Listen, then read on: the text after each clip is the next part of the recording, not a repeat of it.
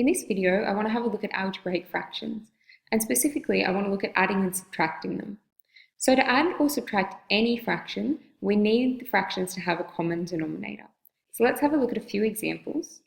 So our first one is 2x over 5 plus x over 5.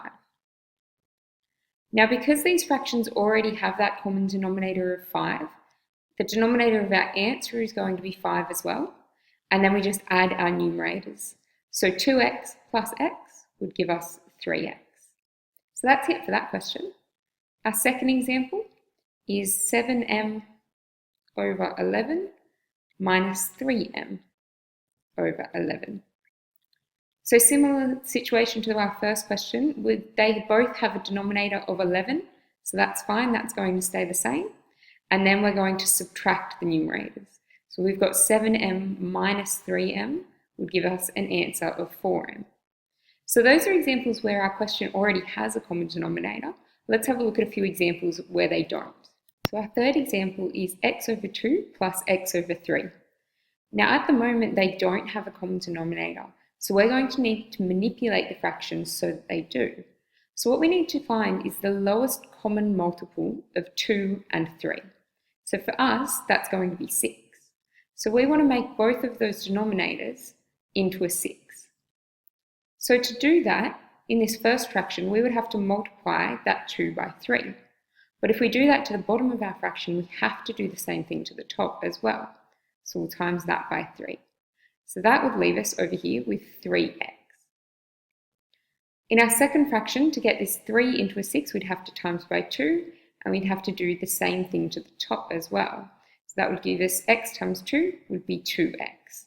So now we've got 3x over 6 and 2x over 6, and we can add them together. So 3x plus 2x would give us 5x over 6. Right, let's have a look at another. So in this one, we've got k over 6 minus k over 4. Right, so in this example, again, we've got a 6 and a 4 on the bottom, so they're not common denominators at the moment. So we need to find the lowest common multiple of 6 and 4. So it's not always going to be that you have to multiply the two bottom numbers together. The multiples of 6 are 6, 12, 18, 24, and they keep going.